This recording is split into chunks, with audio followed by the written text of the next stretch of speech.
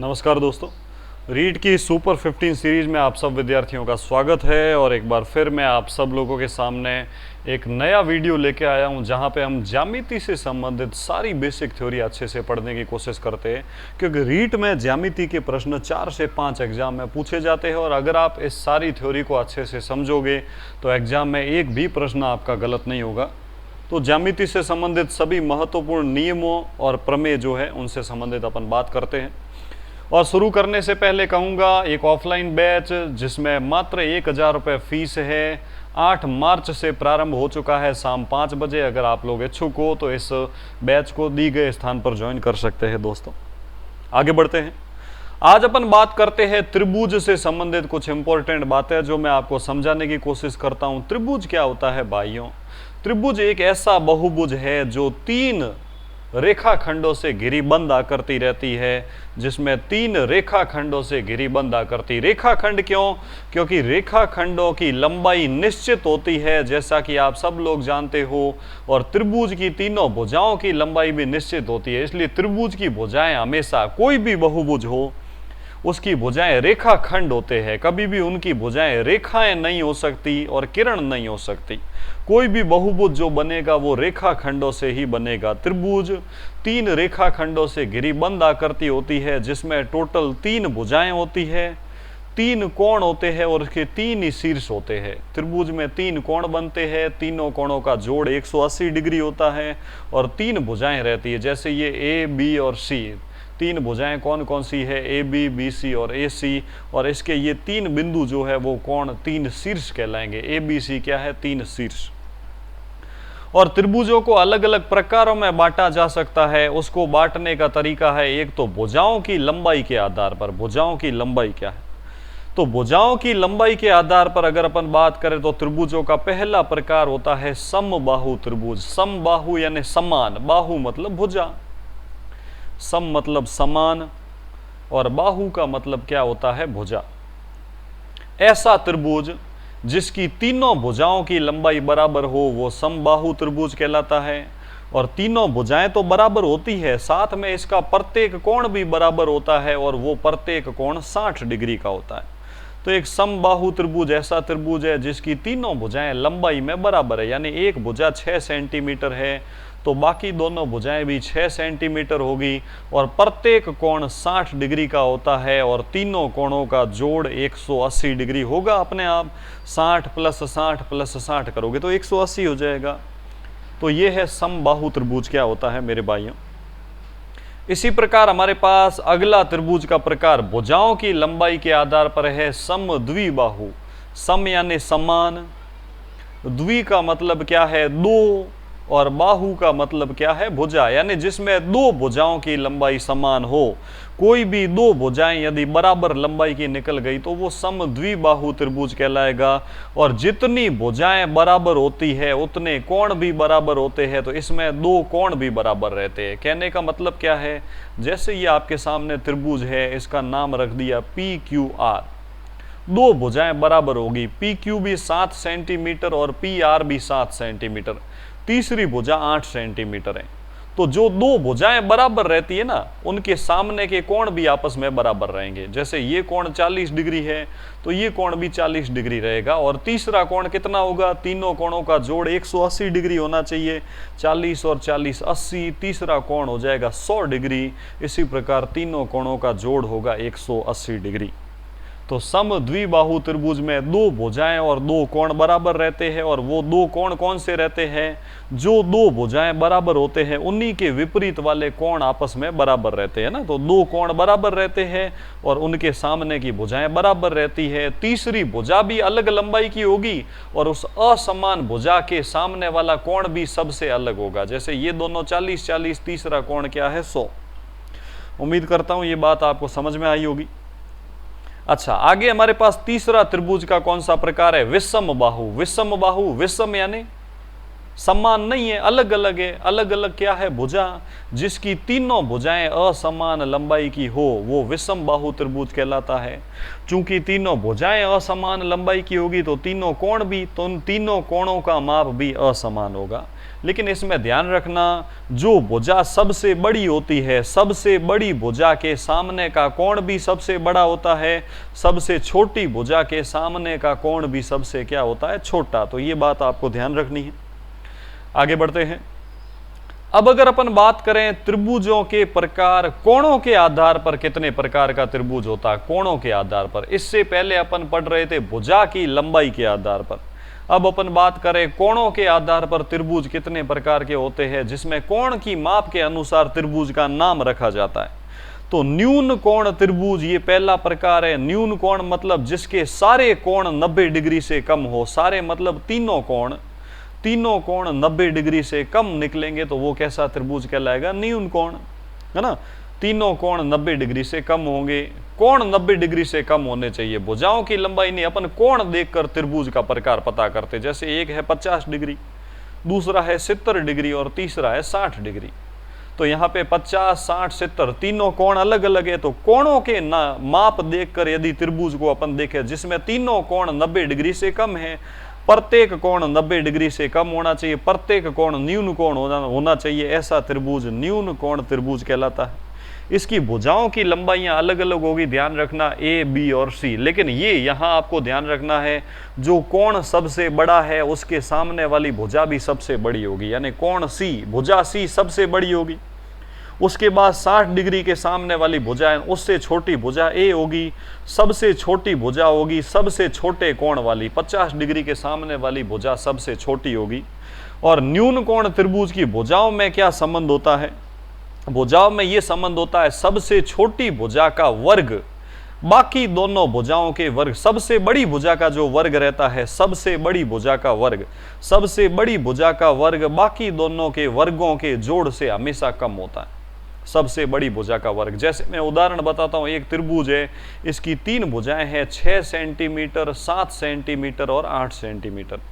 अपन भुजाओं की लंबाई देख के पता कर सकते हैं कि ये न्यून कोण त्रिभुज है कि नहीं। कैसे पता कर सकते हैं, भुजाओं की लंबाई से न्यून कोण त्रिभुज पहचानने का तरीका होता है सबसे बड़ी भुजा का वर्ग, सबसे बड़ी भुजा का वर्ग, 8 का वर्ग कितना, 64, ये हमेशा कम होना चाहिए बाकी दोनों के वर्गों के जोड़ से। बाकी दोनों के वर्गों का जोड़ करो, 6 का वर्ग कितना है, 36 और 7 का वर्ग कितना है, 49। बाकी दोनों के वर्गों के जोड़ से सबसे छोटी भुजा का, सबसे बड़ी भुजा का वर्ग कम है ना। जो सी सबसे बड़ी भुजा है उसका वर्ग बाकी दोनों के वर्गों के जोड़ से कम है। बाकी दोनों का वर्गों का जोड़ 8 और 6 14 का 4 और 84 बन रहा है। तो बाकी दोनों भुजाओं के वर्गों का योग उससे सबसे बड़ी भुजा का वर्ग कम है, इसीलिए यह न्यून कोण त्रिभुज कहलाएगा। इसी प्रकार आगे अपन बात करते हैं समकोण त्रिभुज किसे कहते हैं, ऐसा त्रिभुज जिसका एक कोण 90 डिग्री हो। ये तो बात कन्फर्म है, एक कोण 90 डिग्री होगा। यदि एक कोण 90 डिग्री का निकल गया तो वो कोण कैसा, वो त्रिभुज कहलाएगा समकोण त्रिभुज। बाकी दोनों कोण कैसे होंगे, बाकी दोनों कोण 90 डिग्री से कम होंगे, यानी बाकी दोनों क्या होंगे, दो न्यून कोण होंगे। दो न्यून कोण होंगे, जिसमें तीनों न्यून कोण हो तो वो कहलाता न्यून कोण त्रिभुज। लेकिन जिसमें एक समकोण तथा दो न्यून कोण निकल जाए वो कैसा कहलाएगा, समकोण त्रिभुज। लेकिन इसमें बाकी दोनों न्यून कोण, त्रिभुज के तीनों कोणों का जोड़ 180 डिग्री होता है। एक कोण 90 डिग्री है, अगर दूसरा 30 डिग्री होगा तो तीसरा कोण क्या होगा, 60 डिग्री। बाकी दोनों का जोड़ जो है वो 90 डिग्री बनेगा, तभी तो जाके तीनों का जोड़ 180 बनेगा। और इसमें भुजाओं की लंबाई में क्या संबंध होता है, सबसे बड़ी भुजा का वर्ग बाकी दोनों भुजाओं के वर्गों के योग के बराबर होता है। यानी अपन भुजाओं की लंबाई से भी समकोण त्रिभुज पहचान सकते हैं। जैसे एक त्रिभुज की 3 भुजाएं दे रखी है, 13 सेंटीमीटर, 12 सेंटीमीटर और 5 सेंटीमीटर। क्या ये समकोण त्रिभुज है, ये चेक करने का तरीका है सबसे बड़ी भुजा का वर्ग करो। 13 का वर्ग क्या है, 169, और दोनों छोटी भुजाओं के वर्ग करके उनको जोड़ दो, उसका मान भी इसके बराबर आना चाहिए। 12 का वर्ग कितना, 144, 5 का वर्ग कितना, 25। क्या सबसे बड़ी भुजा का वर्ग बाकी दोनों के वर्गों के जोड़ के बराबर बन रहा है, बिल्कुल। बाकी दोनों के वर्गों का जोड़ भी 169 बन रहा है, इसलिए यह समकोण त्रिभुज कहलाएगा। तो सिर्फ कोण नहीं, भुजाओं की लंबाइयां देखकर भी अपन पता कर सकते हैं कि वो समकोण त्रिभुज है या नहीं। आगे बढ़ते हैं। आगे बढ़ने से पहले भाइयों फिर से वही कहूँगा, यदि आप लोगों ने वीडियो को अभी भी लाइक नहीं किया है तो आप लोग वीडियो को लाइक ज़रूर कर लें और ज़्यादा से ज़्यादा वीडियो के लिंक को शेयर करें ताकि और भी रीट के ज़रूरतमंद विद्यार्थी इस लाइव सेशन में हमारे साथ जुड़ पाएँ और वो भी इसका लाभ उठा पाएँ। आगे अपन बात कर रहे हैं अधिक कोण त्रिभुज। अधिक कोण त्रिभुज जिसमें एक कोण जो होगा वो 90 डिग्री से ज़्यादा होगा। तो ऐसा त्रिभुज जिसमें एक कोण 90 डिग्री से ज़्यादा हो, यानी एक कोण जो है वो अधिक कोण हो, वो त्रिभुज क्या कहलाता है? अधिक कोण त्रिभुज। लेकिन बाकी दोनों कोण 90 डिग्री से कम होंगे, बाकी दो कोण 90 डिग्री से कम होंगे, यानी बाकी दो कोण कैसे होंगे? न्यून कोण। आपने एक बात देखी होगी, त्रिभुज बनाने के लिए न्यून कोण तो चाहिए ही चाहिए। या तो तीनों कोण 90 डिग्री से कम हो, तीनों न्यून कोण होंगे तो न्यून कोण त्रिभुज। अच्छा, एक समकोण और दो न्यून कोण होंगे तो समकोण त्रिभुज। एक अधिक कोण और दो न्यून कोण होंगे तो अधिक कोण त्रिभुज। यानी बिना न्यून कोण के त्रिभुज बनाना संभव नहीं है। 90 डिग्री से कम वाला कोण तो चाहिए ही चाहिए। या तो तीनों 90 डिग्री से कम हो, नहीं तो कम से कम दो कोण तो हमेशा 90 डिग्री से कम होंगे ही होंगे। तो ये बात आपको ध्यान रखनी है। और इसमें अपन ने क्या बोला है? और बाकी दो कोण जो है उसका जोड़ करोगे तो वो हमेशा 90 डिग्री से कम ही होगा। क्यों होगा ऐसा? जैसे मैं आपको बात बताता हूँ, ये है एक अधिक कोण त्रिभुज, इसका एक कोण 110 डिग्री है, दूसरा कोण हो गया 40 डिग्री। तो तीसरा कितना होगा? त्रिभुज के तीनों कोणों का जोड़ 180 होना चाहिए। 110 और 40 150 और पीछे कोण बचा 30 डिग्री। बाकी दोनों 40 और 30 70 डिग्रीज बन रहे हैं। चूंकि एक कोण 90 डिग्री से ज़्यादा हो गया तो बाकी दोनों का जोड़ जो है वो 90 डिग्री से कम होगा। भुजाओं की लंबाई से अधिक कोण त्रिभुज कैसे पहचाना जाता है? सबसे बड़ी भुजा का वर्ग बाकी दोनों के वर्गों के जोड़ से ज़्यादा होता है। जैसे त्रिभुज की 3 भुजाओं की लंबाई आपको दे रखी हो 5 सेंटीमीटर, 11 सेंटीमीटर और 13 सेंटीमीटर। आपको चेक करना है क्या ये अधिक कोण त्रिभुज होगा। ये चेक करने का तरीका है, सबसे बड़ी भुजा का वर्ग 13 का वर्ग कितना है? 169। बाकी दोनों के वर्गों का जोड़ करो। 11 का वर्ग कितना? 121 और 5 का वर्ग कितना? 25। बाकी दोनों के वर्गों का जोड़ कितना बन रहा है? 146 बन रहा है। क्या सबसे बड़ी भुजा का वर्ग बाकी दोनों के वर्गों के जोड़ से ज्यादा है? इसका मतलब ये अधिक कोण त्रिभुज है। अच्छा, न्यून कोण त्रिभुज में क्या था? सबसे बड़ी भुजा का वर्ग बाकी दोनों भुजाओं के वर्गों के योग से कम था। समकोण त्रिभुज में सबसे बड़ी भुजा का वर्ग बाकी दोनों के वर्गों के जोड़ के बराबर था, है ना? सी स्क्वायर बराबर ए स्क्वायर प्लस बी स्क्वायर। लेकिन अधिक कोण त्रिभुज में क्या है? सबसे बड़ी भुजा का वर्ग ज्यादा होगा बाकी दोनों भुजाओं की लंबाइयों के वर्गों के योग से। उम्मीद करता हूं आपको ये बात बहुत ही अच्छे से समझ में आई होगी। तो ये त्रिभुजों से संबंधित मैंने आपको अलग अलग प्रकार बताए। कोण के आधार पर त्रिभुज 3 प्रकार के होते हैं और भुजाओं की लंबाई के आधार पर भी त्रिभुज 3 प्रकार के होते हैं। आगे अपन बात करते हैं कुछ और महत्वपूर्ण शब्द। माध्यिका किसे कहते हैं? माध्यिका। माध्यिका क्या होता है? किसी भी त्रिभुज के शीर्ष से सामने वाली भुजा के मध्य बिंदु को मिलाने वाली रेखा क्या कहलाती है? माध्यिका। जैसे क्या हुआ, आपके सामने एक त्रिभुज बना हुआ था जिसकी अलग अलग भुजाएं थी। सामने वाली भुजा है 18 सेंटीमीटर। आपने क्या किया? किसी भी एक शीर्ष से सामने वाली भुजा का मध्य बिंदु लिया। मध्य बिंदु मतलब 9-9 सेंटीमीटर बांटने वाला बिंदु लिया। एक शीर्ष से सामने वाली भुजा का मध्य बिंदु जो है उससे मिला दिया। तो मध्य बिंदु को मिलाने वाली रेखा क्या कहलाएगी? माध्यिका। और अपन चाहे तो टोटल 3 माध्यिकाएं खींच सकते हैं। जैसे इस शीर्ष से सामने वाली भुजा का मध्य बिंदु मिला दिया तो दूसरी माध्यिका, इस शीर्ष से सामने वाली भुजा का मध्य बिंदु मिला दिया तो तीसरी माध्यिका। तो किसी भी शीर्ष से सामने वाली भुजा के मध्य बिंदु को मिलाने वाली रेखा माध्यिका कहलाती है। और एक त्रिभुज में टोटल कितनी माध्यिकाएं होती है? 3 माध्यिकाएं होती है। माध्यिका करती क्या है? सामने वाली भुजा को आधा आधा बांट देती है, बराबर हिस्से में बांट देती है, इसीलिए ये रेखा माध्यिका कहलाती है। और प्रत्येक त्रिभुज में 3 माध्यिकाएं होती है और तीनों माध्यिकाएं जिस बिंदु पर कटती है तीनों माध्यिकाएं जिस बिंदु पर कटती है उस बिंदु को क्या कहा जाता है? उस बिंदु को केंद्रक कहा जाता है या उस बिंदु को गुरुत्व केंद्र कहा जाता है। और ये जो केंद्रक है ये प्रत्येक माध्यिका को 2:1 में बांटता है। प्रत्येक माध्यिका को, जहां ये तीनों माध्यिकाएं कटती है वह बिंदु केंद्रक कहलाता है और केंद्रक प्रत्येक माध्यिका को 2:1 में बांटता है। कहने का मतलब जैसे अगर किसी माध्यिकाओं की लंबाई, किसी माध्यिका की जो टोटल लंबाई जो है वो 6 सेंटीमीटर है तो पीछे वाला हिस्सा 4 सेंटीमीटर होगा, आगे वाला 2 सेंटीमीटर होगा ना। शीर्ष से निकलने वाला हिस्सा 4 सेंटीमीटर होगा और ये हिस्सा 2 सेंटीमीटर होगा, क्योंकि दोनों का जो अनुपात है वो 2:1 होना चाहिए। यानी जो शीर्ष से निकल रहा है वो हिस्सा बचे हुए हिस्से का दुगुना होना चाहिए। ये 2 सेंटीमीटर तो ये 4 सेंटीमीटर। अगला महत्वपूर्ण बिंदु आप लोगों के लिए क्या है? शीर्ष लंब किसे कहते हैं?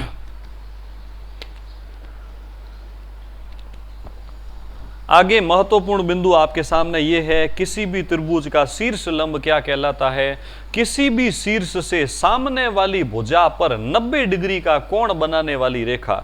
इस शीर्ष से क्या किया? सामने वाली भुजा पर ऐसी जगह मिलाया आपने कि वहां 90 डिग्री का कोण बन गया, तो ये जो रेखा होगी इस शीर्ष से सामने वाली भुजा का शीर्ष लंब कहलाएगी। शीर्ष लंब। जैसे आपने क्या किया, एक त्रिभुज था आपके सामने, ये एक त्रिभुज है। आपने क्या किया, इस शीर्ष से, इसका नाम रख लेते हैं PQR, त्रिभुज के इस शीर्ष से सामने वाली भुजा पर आपने इस प्रकार मिलाया कि वहां 90 डिग्री का कोण बन गया। तो ये जो PX है, ये PX चूंकि सामने वाली भुजा के साथ 90 डिग्री का कोण बना रहा और शीर्ष से शुरू हो रहा, इसीलिए इसको शीर्ष लंब कहा जाता है। और एक त्रिभुज में 3 शीर्ष लंब होंगे, प्रत्येक शीर्ष से सामने वाली भुजा पर 90 डिग्री का कोण बन सकता है। और तीनों शीर्ष लंब जिस बिंदु पर कटते हैं, तीनों शीर्ष लंब जिस बिंदु पर कटते हैं उसे क्या कहा जाता है? लंब केंद्र। जैसे देखो यहाँ 3 शीर्ष लंब है। ये पहला शीर्ष लंब 90 डिग्री का कोण बनाया, दूसरे शीर्ष लंब ने 90 डिग्री का कोण बनाया, तीसरे शीर्ष लंब ने 90 डिग्री का कोण बनाया। तीनों शीर्ष लंब जहां कटेंगे उसे लंब केंद्र कहा जाएगा। और लंब केंद्र से संबंधित एक महत्वपूर्ण प्रश्न जो एग्जाम में पूछा जाता है, एग्जाम में क्या करते हैं? एग्जाम में एक त्रिभुज बना लेते हैं और उसमें क्या करते हैं? लंब केंद्र से 2 शीर्षों को मिलाया जाता है और लंब केंद्र पर बनने वाला कोण और उसके विपरीत शीर्ष पर बनने वाला कोण, दोनों में यह संबंध होता है, दोनों एक दूसरे के समपूरक होते हैं। दोनों का जोड़ 180 डिग्री होता है। इस पर आधारित एग्जाम में प्रश्न पूछा जाएगा। एग्जाम में कैसे प्रश्न पूछा जाएगा? एग्जाम में बोल देंगे यदि लंब केंद्र पर 110 डिग्री का कोण बन रहा है तो इस शीर्ष पर कौन सा कोण बनेगा? चित्र बना रखा होगा। हमको पता है लंब केंद्र का कोण और शीर्ष वाला कोण दोनों का जोड़ 180 डिग्री होना चाहिए।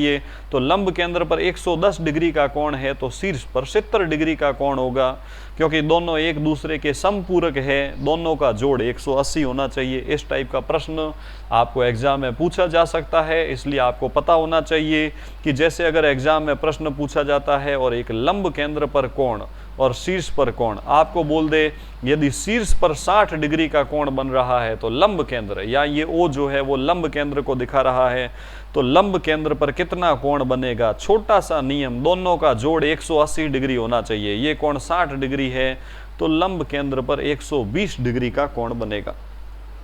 उम्मीद करता हूं ये बात आपको अच्छे से समझ में आई होगी। आगे बढ़ते हैं अपन, कुछ और महत्वपूर्ण बातें। अच्छा, लंब केंद्र की क्या विशेषता है? इससे पहले अगर अपन ने बात की थी, हमारे पास जो केंद्र था वो कौन सा था? गुरुत्व केंद्र या केंद्रक। केंद्रक से संबंधित आपको ये बात ध्यान रखनी है, केंद्रक हमेशा त्रिभुज के अंदर होता है। केंद्रक जो है वो हमेशा त्रिभुज के अंदर होता है, कभी त्रिभुज से बाहर नहीं हो सकता। लेकिन अगर अपन बात करें लंब केंद्र की, तो लंब केंद्र की क्या विशेषता रहती है? लंब केंद्र की ये विशेषता रहती है कि यदि न्यून कोण त्रिभुज है तब तो लंब केंद्र त्रिभुज के अंदर ही रहेगा। लंब केंद्र कहाँ रहेगा? त्रिभुज के अंदर। लेकिन यदि आपके पास समकोण त्रिभुज है, समकोण त्रिभुज का लंब केंद्र, समकोण त्रिभुज का लंब केंद्र कहाँ होता है? समकोण वाले शीर्ष पर ही होता है। ये जो बिंदु है जहां 90 डिग्री का कोण बनता है, समकोण त्रिभुज का लंब केंद्र वही शीर्ष कहलाता है। है ना। तो ध्यान रखना, समकोण त्रिभुज का लंब केंद्र किसे कहते हैं? 90 डिग्री वाले कोण वाले शीर्ष को ही लंब केंद्र कहते हैं। लेकिन यदि अपन अधिक कोण त्रिभुज की बात करें तो अधिक कोण त्रिभुज में लंब केंद्र त्रिभुज से बाहर होता है। ऐसा क्यों होता है? जैसे ये आपके सामने एक त्रिभुज है, आपने 3 शीर्ष लंब खींचे, 3 शीर्ष लंब कैसे? शीर्ष लंब किसे कहते हैं? जैसे मैं क्या कहता हूं, शीर्ष बी से सामने वाली भुजा पर 90 डिग्री का कोण बनाने वाली रेखा, ये पहला शीर्ष लंब हो गया। अब इस शीर्ष से यदि आप सामने वाली भुजा पर 90 डिग्री का कोण बनाना चाहते हो ना, तो पहले तो इस भुजा को बाहर तक खींचना पड़ेगा, क्योंकि 90 डिग्री का कोण बाहर बनेगा। इसी प्रकार इस तीसरे शीर्ष से इस तीसरी भुजा पर 90 डिग्री का कोण बनाना है तो वो भी बाहर बनेगा। तो बाकी दोनों शीर्ष लंब बाहर चले जाते हैं। इसलिए जब तीनों शीर्ष लंब को अपन आगे बढ़ाते हैं तो शीर्ष लंब त्रिभुज से बाहर मिलते हैं। चूंकि शीर्ष लंब बाहर मिलते हैं इसलिए लंब केंद्र भी त्रिभुज से बाहर होता है। अधिक कोण त्रिभुज का लंब केंद्र त्रिभुज से बाहर होता है। तीनों पॉइंट ध्यान रखने हैं। न्यून कोण त्रिभुज में लंब केंद्र अंदर रहता है, समकोण त्रिभुज में लंब केंद्र समकोण वाले शीर्ष पर रहता है, लेकिन अधिक कोण त्रिभुज में लंब केंद्र त्रिभुज से बाहर रहता है। आगे अपन बात करते हैं कोण अर्धक किसे कहते हैं भाइयों? कोण अर्धक, कोण अर्धक मतलब एक ऐसी रेखा जो किसी शीर्ष वाले कोण को 2 बराबर भागों में बांटते हुए निकलने वाली रेखा क्या कहलाती है? कोण अर्धक। जैसे क्या हुआ, यहां कोण बन रहा था 120 डिग्री का, अपन ने इसी शीर्ष कोण को आधा आधा, शीर्ष से एक ऐसी रेखा खींची कि कोण को आधा आधा बांट दिया। इस कोण पर भी 2 लाइन, इस पर भी 2 लाइन, यानी 120 डिग्री का कोण था तो 60-60 डिग्री आधा आधा बांट दिया। कोण को 2 बराबर भागों में बांटने वाली रेखा को कोण अर्धक कहा जाता है। और कोण अर्धक भी हमेशा 3 होंगे, क्योंकि तीनों कोणों के अर्धक खींचे जा सकते हैं। जैसे यहाँ पे आपके सामने क्या है, ये एक त्रिभुज है जिसमें इस कोण का कोण अर्धक खींचा, इस पर एक लाइन तो इस पर भी एक लाइन, यानी कोण आधा आधा बट रहा है। अच्छा, यहाँ क्या हुआ, चूंकि इस कोण को 2 लाइन से प्रदर्शित किया, या इस पर 2 लाइन तो इस पर भी 2 लाइन, यानी ये दूसरा कोण अर्धक खींचा अपन ने। इसी प्रकार यहाँ पे देखना, ये तीसरा कोण अर्धक खींचा, इस कोण पर 3 लाइन है तो इस कोण में भी 3 लाइनें हैं। इसका मतलब ये भी कोण को आधा आधा बांट रहा है। तीनों कोण अर्धक हमेशा एक बिंदु पर कटेंगे ही कटेंगे, उसको अंतः केंद्र कहते हैं। और अंतः केंद्र हमेशा त्रिभुज में अंदर ही पाया जाता है, बाहर नहीं पाया जाता, त्रिभुज के अंदर होता है अंतः केंद्र। लंब केंद्र बाहर हो सकता है, लेकिन केंद्रक भी त्रिभुज के अंदर होता है और अंतः केंद्र भी त्रिभुज के अंदर ही रहता है। और अंतः केंद्र की क्या विशेषता रहती है? अंतः केंद्र से संबंधित एक एग्जाम में इंपॉर्टेंट प्रश्न पूछा जाता है जो आपको पता होना चाहिए।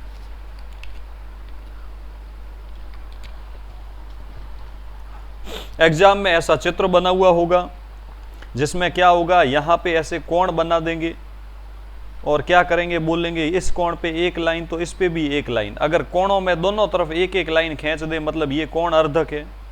इसी प्रकार यहाँ पे कोण खींचा, दोनों तरफ बराबर लाइन बना दी, ऊपर वाला कोण 2 लाइन, ये भी 2 लाइन, यानी ये भी कोण अर्धक है। अब इतनी अपन को अक्ल होनी चाहिए कि कोण अर्धक जहां मिलते हैं वह बिंदु क्या कहलाता है? अंतः केंद्र।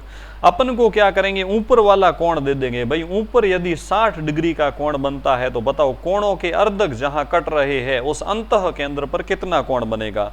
अंतः केंद्र पर बनने वाले कोण का सूत्र होता है 90 डिग्री प्लस शीर्ष कोण ए का आधा, यानी अंतः केंद्र पर बनने वाला कोण हो जाएगा 90 डिग्री प्लस आधा। किसका आधा?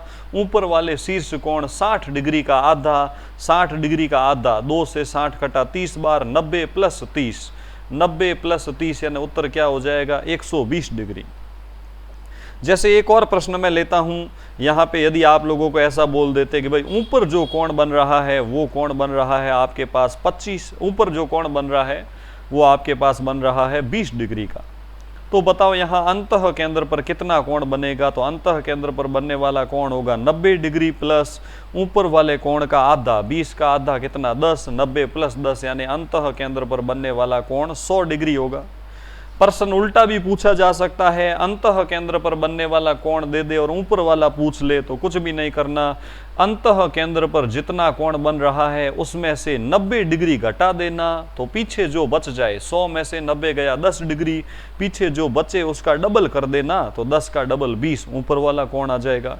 तो ये सूत्र बहुत ही इंपॉर्टेंट है, इस पर आधारित प्रश्न रीट के एग्जाम में पूछा जा चुका है और आगे भी पूछा जाएगा कि हमेशा किसी भी त्रिभुज के अंतः कोण केंद्र जो है वहां पर बनाया गया जो कोण होता है वो होता है 90 डिग्री प्लस विपरीत कोण का आधा। आगे बढ़ते हैं, और अंतः केंद्र की क्या विशेषता रहती है? अंतः केंद्र से तीनों भुजाओं की लंबवत दूरी, अंतः केंद्र से यदि तीनों भुजाओं पर लंब डाला जाए तो तीनों भुजाओं पर डाले गए लंब की लंबाई समान रहती है। प्रत्येक, यदि यहाँ से पहली भुजा पर डाला गया लंब 5 सेंटीमीटर है तो बाकी दोनों लंब भी 5 सेंटीमीटर रहेंगे।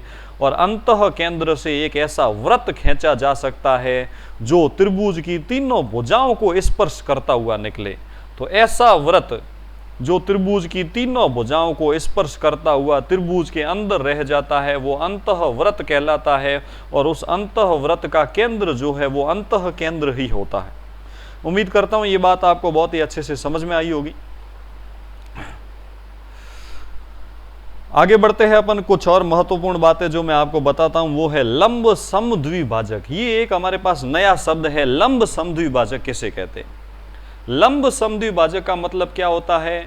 त्रिभुज के किसी भी भुजा के मध्य बिंदु पर, भुजा के मध्य बिंदु से होकर गुजरने वाली ऐसी रेखा जो भुजा के मध्य बिंदु से तो गुजरे लेकिन साथ साथ में भुजा के साथ 90 डिग्री का कोण भी बना ले। मतलब शीर्ष से भले ही नहीं गुजरे, जैसे ये भुजा है, माना ये भुजा 14 सेंटीमीटर है, इसका मध्य बिंदु क्या करेगा? भुजा को आधा आधा बांटेगा, ऊपर भी 7 सेंटीमीटर, नीचे भी 7 सेंटीमीटर।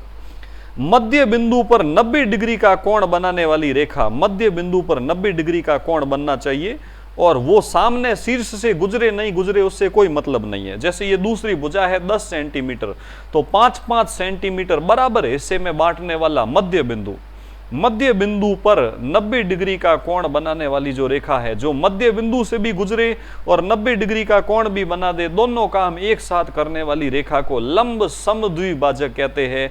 और एक त्रिभुज में टोटल 3 लंब समद्विभाजक खींचे जा सकते हैं, और तीनों लंब समद्विभाजक हमेशा एक बिंदु पर आपस में मिलेंगे, और तीनों लंब समद्विभाजक जिस बिंदु पर आपस में मिलते हैं उसे क्या कहते हैं? त्रिभुज का परिकेंद्र। और परिकेंद्र क्या होता है? जहां तीनों लंब समद्विभाजक एक दूसरे से मिलते हैं उसी बिंदु को परिकेंद्र कहते हैं। और परिकेंद्र की क्या विशेषता रहती है? अंतः केंद्र की तो भुजाओं से दूरी बराबर होती है, लेकिन परिकेंद्र की त्रिभुज के तीनों शीर्षों से दूरी समान होती है। यानी परिकेंद्र से यदि त्रिभुज का एक शीर्ष 8 सेंटीमीटर दूर है तो उस परिकेंद्र से तीनों शीर्षों को मिला दो, परिकेंद्र से तीनों शीर्षों को मिलाने वाली रेखाओं की लंबाई समान रहती है, और इस परिकेंद्र से अपन एक ऐसा वृत्त खींच सकते हैं जो त्रिभुज के तीनों शीर्षों से होकर गुजरे। परिकेंद्र से एक वृत्त खींचा जाता है जो वृत्त त्रिभुज के तीनों शीर्षों से होकर गुजरता है, और उस वृत्त को त्रिभुज का परिवृत्त कहा जाता है।